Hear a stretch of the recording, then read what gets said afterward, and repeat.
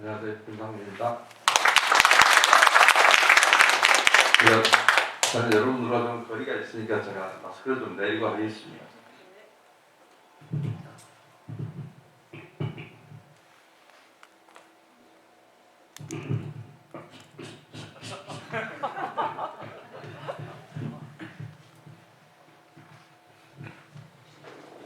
혹시 오늘 설명 내용 촬영하시나요? 예, 촬영하고 계시나요? 시간이 좀 많이 흘러서 여러분들이 좀 지루하실 것 같습니다.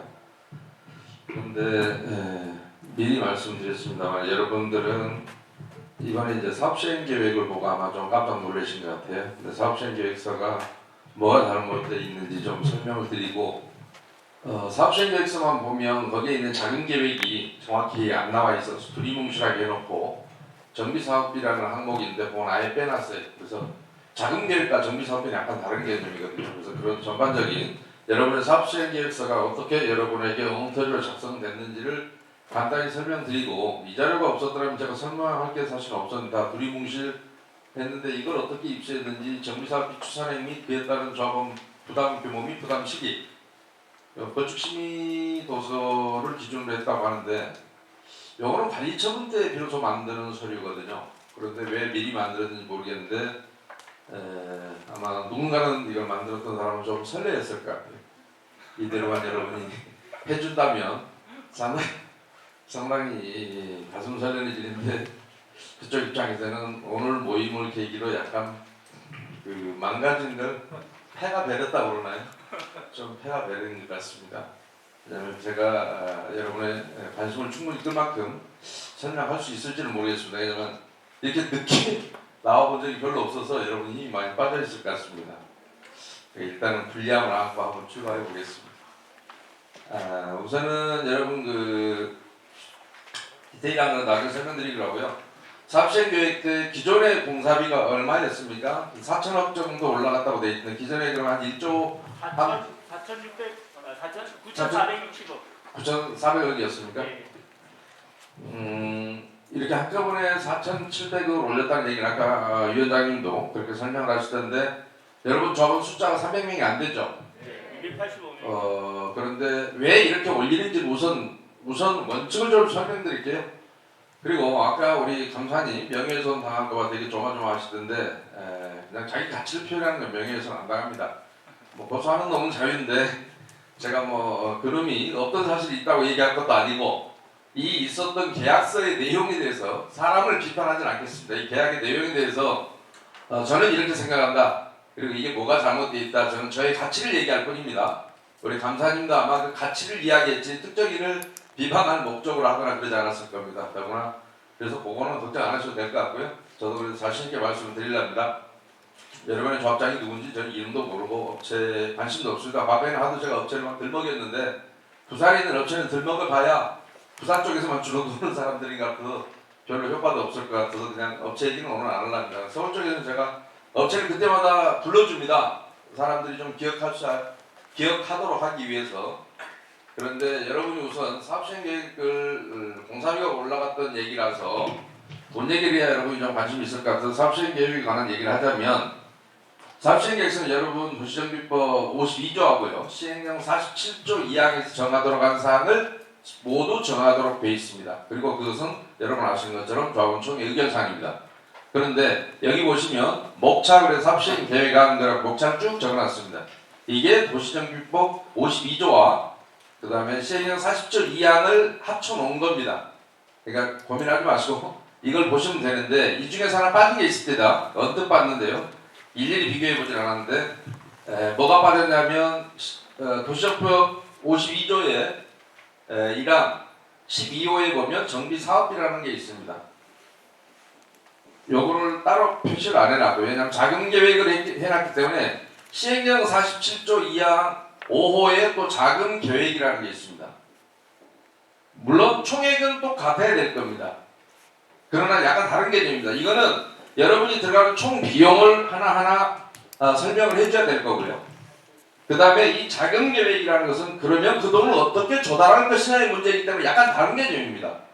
그런데 이걸 쏙 빼놨습니다. 왜냐하면 감춰도 여러분이 어차피 찍어줄 거기 때문에 자세히 설명을 안 해도 나중에 보면 여러분이 이거 다 끝나고 나서 총회가 끝나고 나서 뒤통수 칠 줄 몰랐겠죠.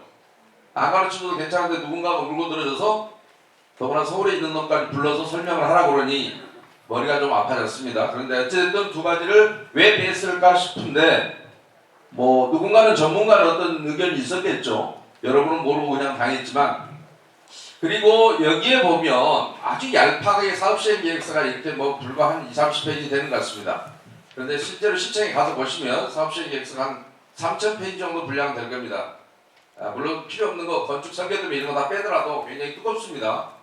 그게 진짜 사업시행 계획서입니다. 그러니까 여러분은 사업시행 계획서의 실체를 본 게 아니라 형식을 본 겁니다. 아, 요런 걸 정하는 게 사업시행 계획서라구나 라고 되어 있는데 구체적인 내용을 들어가 보시면 조금 여러분의 권리 의무와 관계되는 모든 부분에 있어서는 뭐라고 써놨냐면 쓸데없는 거 많이 써놨습니다. 그런데 진짜 필요한 것들은 양식의 제목만 붙여놓고 인가시에 붙일 거다 이런 겁니다. 그러니까 너희들은 그냥 찍어. 총회에 나와서 붙지 말고 내가 인가시에만 붙일 거니까 이렇게 보십시오.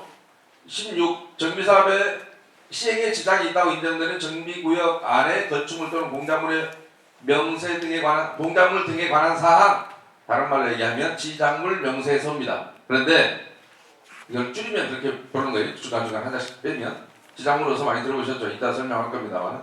그런데 여기를 보면 부산광역시 도시및 주광역 정비조례 시행규칙 별지 13호 서식에 따라 작성하여 사업시행계획 인가 신청 시 별도 첨부. 그러니까 이거 내가 알아서 테니까 여러분은 보지 마라 이런 얘기입니다. 총에 안 올려도.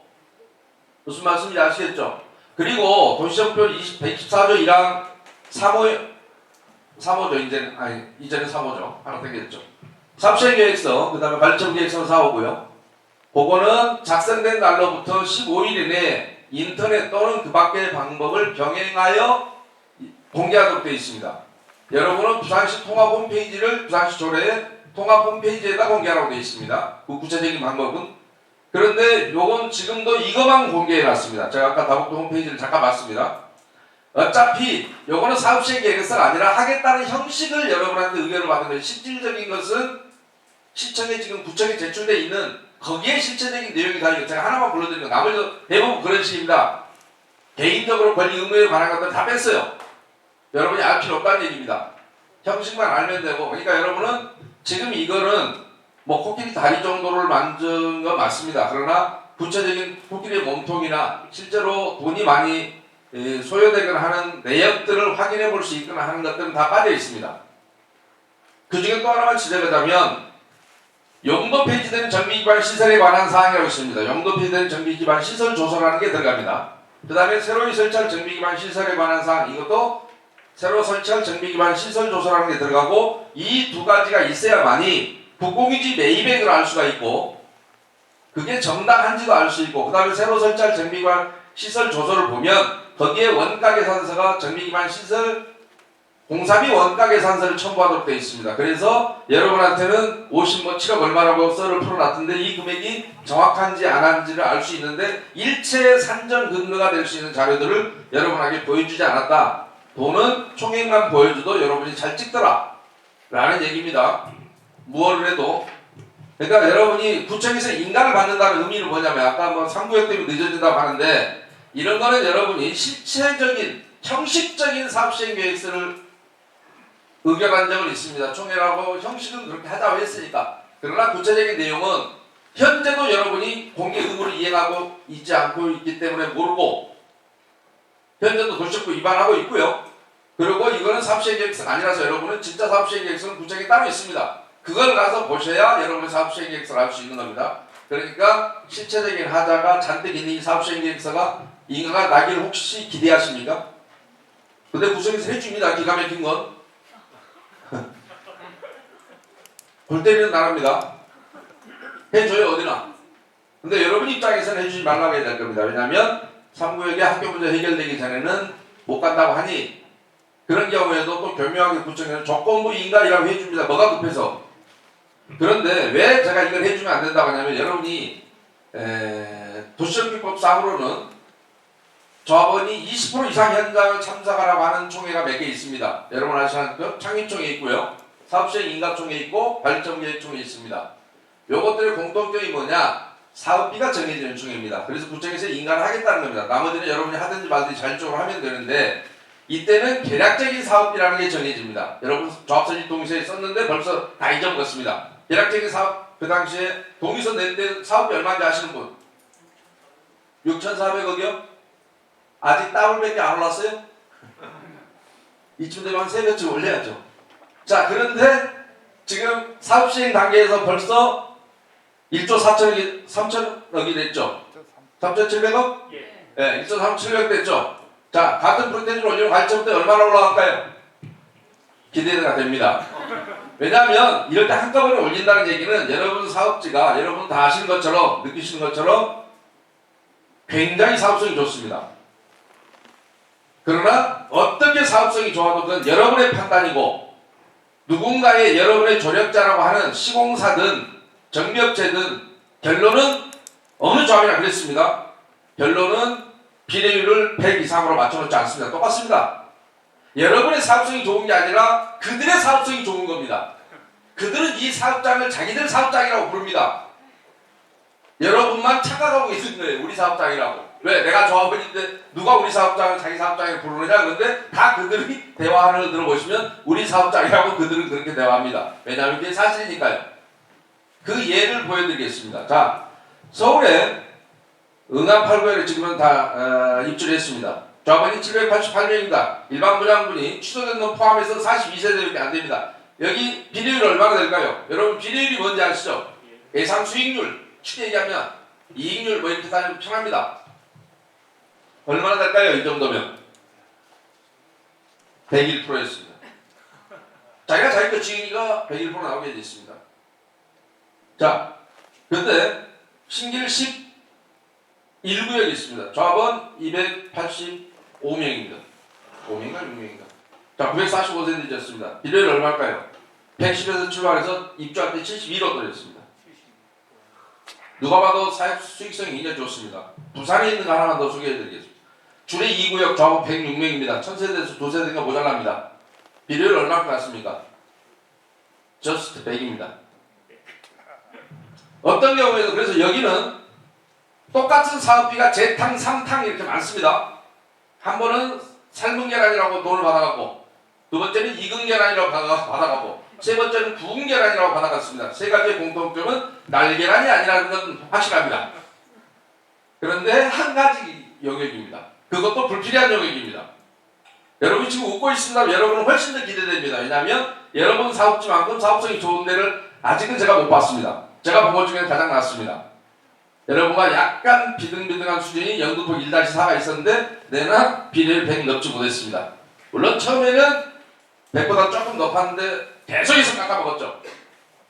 거기가 조합원이 380명 정도 되는데 약 1200세대 지었거든요. 그래도 여러분은 못 따라갑니다. 네.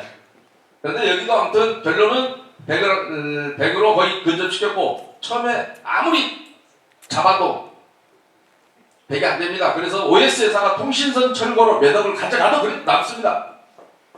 OS회사는 통신선 철거하지 않습니다. 통신선 철거비는 각 통신회사에 내는 겁니다. 그런데 얼마나 OS가 예쁜 짓을 했는지 통신선 철거로 7억 몇천인가를 줬습니다. 그래도 그러니까 2번, 3번 뺏겨먹고 3번, 4번씩 벗겨먹어도 돈이 남았던 겁니다. 근데 여러분들은 똑같은 거 한 10번씩 벗겨도 돈이 남을 것 같긴 합니다. 그래서 한꺼번에 이렇게 사연이 올라가게 된 사연은 거기에 있습니다. 의문 가질 필요는 없습니다. 버틸 거냐, 살아남을 거냐, 그냥 그대로 남들도 당하니까 나도 당할 거냐의 선택만 여러분한테 있는데 약간 조금 빨리 여러분이